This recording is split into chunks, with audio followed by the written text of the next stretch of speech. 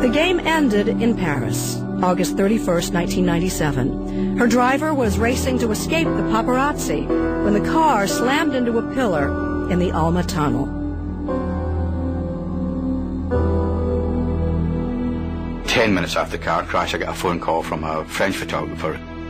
In an instant, Ken Lennox, then photo editor at the Sun newspaper in London, received explicit pictures of Diana in the car. The photographer told him she was fine. Lennox bought the shots for nearly $500,000. I knew how important the photographs would be. Diana looked dazed, and she had a little trickle of blood coming from her ear and a little from her nose, and didn't look badly injured. In fact, Diana's condition was grave. At the hospital, doctors tried for 2 hours to save her, but the internal injuries were overwhelming. I heard that there had been a car crash in Paris and that Dodie had died. And there was a bit of me that half expected the phone to ring and for her to ring up and say, life's rough, you know, and what do I do now? And the first thing that we heard was that that Dodie was killed, but that she had just broken her leg. So I immediately rang her on her mobile and left a message saying, you know, I'm coming out, you know, don't worry, it'll all be fine. You know. And then, of course, the night went on, you know, and we heard the news.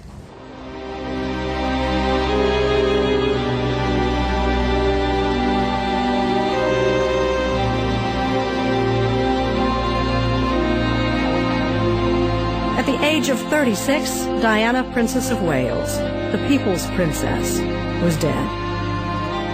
She was almost like a sort of distant relative. Ken Lennox had taken some of the very first photos of Diana. In his hands, he now had the last. But valuable as those pictures were, Lennox had finally reached a line he couldn't cross. He never published them. I felt miserable. I felt like I had lost somebody that I cared for. He was a girl who had been a big part of my life. I'd spent months with her at a time. I'd traveled the world following her. And it wasn't until the picture of the coffin, draped with Prince Charles's standard coming out, that I just looked at that picture, my God, she is dead.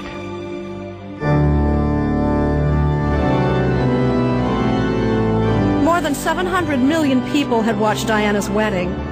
2.5 billion people watched her funeral. The world was in mourning. For me, the abiding memory of the funeral is of the soldiers' feet shuffling along the floor of the abbey. It's the most, it's just hearing her coming. Goodbye, England's rose, may you well grow in our hearts. You are At the memorial service, after Elton John brought tears to the eyes of a nation, torn apart. Diana's brother Charles looked for someone to blame. Of all the ironies about Diana, perhaps the greatest was this.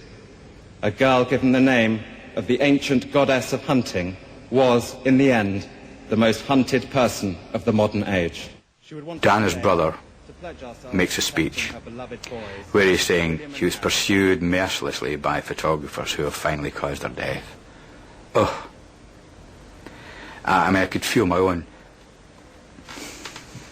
flesh creep. In fact, the paparazzi who chased her that night were initially charged with involuntary homicide. They have since been cleared. And tests revealed her driver was legally drunk. The media were not responsible for Diana's death. Diana invited the media. She was the one who actually let them in. There are unsupported but persistent rumors that Diana was pregnant when she died. There are unsupported but persistent rumors that Diana was pregnant when she died. And many have a hard time believing Princess Diana would die such an ordinary death. Polls in Europe show that many believe she was assassinated. By one theory, because the royal family wouldn't tolerate a marriage between a Muslim and the mother of England's future king. And just recently, Diana's former butler, Paul Burrell, released an unsettling letter she wrote, predicting someone would try to have her killed in a car crash made to look like an accident. While there's no evidence to support that charge, a royal inquest into Diana's death is underway in Britain. A worldwide fascination with Diana endures to this day, and that in part is why those responsible for the secret tapes of her voice agreed to make them available now. The princess, they say, ought to be remembered as the woman she was. I think we're beginning now to see her as a human being at last. And a human being is certainly what you hear on those tapes. Not some mad woman, as they're trying to characterise her at the moment, but a woman with a sense of self. And despite the trauma of her life, she was able to look on it with a certain wry sense of humour, which characterised the Diana that many people came to know and love. What was your feeling now of your destiny?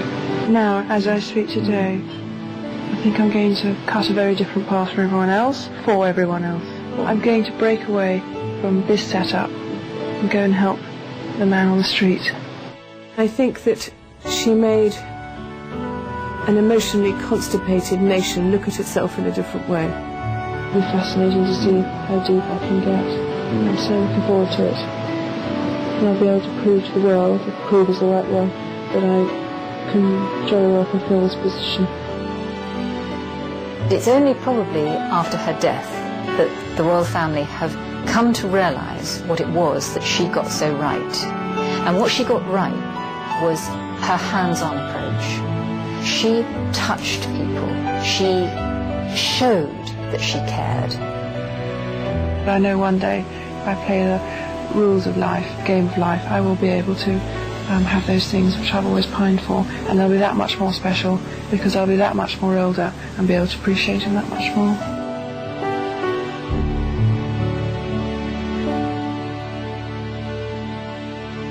Princess Diana recorded her story when her life was in crisis.